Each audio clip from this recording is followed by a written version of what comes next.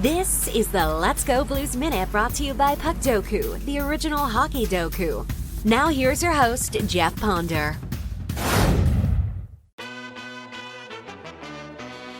Well, the St. Louis Blues do not play again until Tuesday, but more on that in a minute. Let's talk about some Blues prospects. We'll start in the AHL with Zach Dean, a name that we all know well. He has only 3 games played this season with 1 assist. He left October 18th's game against the Wolfpack and has had no news since. All I've seen is he's day-to-day. We're coming up on 2 months since he last played, so clearly there's a little bit more to that. I will try to dig to see if I can find out any more on Zach Dean. Also in the AHL, let's talk about Dalibor Dvorsky. He is playing fairly well. 20 games played, 8 goals, 8 assists for 16 points. His 16 points does lead the team, so clearly I think he had a little bit of a slow start there in Springfield, but he has picked it up since and now looks like a player who is on the cusp of possibly getting called up to the NHL in an injury situation. Let's switch over to the SHL. We're going to take a look at Theo Lindstein, defenseman for the Blues prospects. He plays for Brynäs IF Gavel.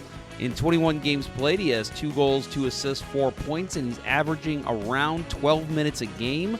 Keep in mind, this is a young man playing in a professional men's league, so they are going to take care of his minutes and keep him low for now, but I expect over time that 12 minutes a game will probably pop up to at least 14 or 15 as he gets more comfortable in this league. Speaking of the SHL, we also have Otto Stenberg, a forward for the St. Louis Prospects. 23 games played this season, 3 goals, 3 assists, 6 points.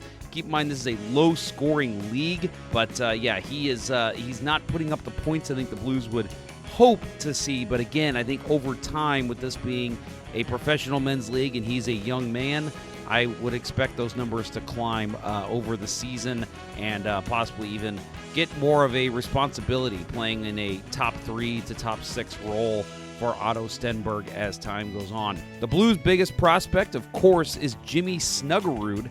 He is playing for the University of Minnesota. This is his junior year in the NCAA. He is doing as expected, folks. 16 games played this season, 7 goals, 13 assists for 20 points. He leads the team in points, and he is tied for 6th in the NCAA. And if you follow anybody who covers the NCAA, you are hearing about Jimmy Snuggerud.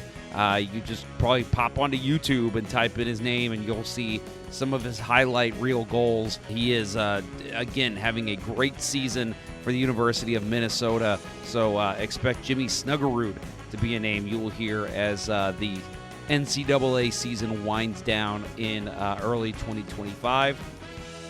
And let's get to our lineup notice of the day. This is brought to you by our friends over at Puckpedia. Little note coming out of the game against Philadelphia on Saturday night. There was some line shuffling. It looked like at the start of the game, Dylan Holloway had played on the top line with Robert Thomas and Alexander Texier. But since then, we have seen a flip. Brandon Saad has been playing on that top line. And then Holloway has dropped down to the second line with Braden Shen and Jordan Kyrou. That's their lines 1 and 2. And if you're wondering, Jake Neighbors has been playing on the third line with Oscar Sundqvist as his center. And then Matthew Joseph has stepped up a little bit there in the right wing spot. So the line shuffling continues as Jim Montgomery tries to find the right pairings that will get this team some more wins. We saw some changes there throughout the Philadelphia game, and I think it led to a couple of the goals. Dylan Holloway scored that nice goal, and then, of course, Jake Neighbors, very late in that game, scored a goal to ensure the Blues get 1 point out of that overtime loss. Next up for the Blues will be Tuesday, December 3rd. They play Winnipeg in Winnipeg at 7 o'clock. Winnipeg is coming off a loss last night to the Dallas Stars, so we'll see how they respond as they're still flying high and having a great season up there in Canada. So we'll see if the Blues can try and provide them their second loss in a row going into Winnipeg. Wait, Jeff, one more thing.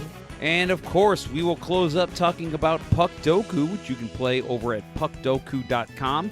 Last night's winner, there wasn't one between Bill and I. It was a tie. Both of us scored an 8. So a uniqueness score of 8 for both of us. The best play goes to Bill. He played, yes, this is a name, folks, Yuri Serra at 0.4%. He played him in the Toronto and in the under 20 games played playoff career. If you're wondering, if you want to look this player up, Yuri Serra. That last name is spelled C-R-H-A. Yes, folks, he is missing a vowel, but still a very, very nice play by Bill. Had to call him out on that one because, my God, that's a name that I never thought I would see again.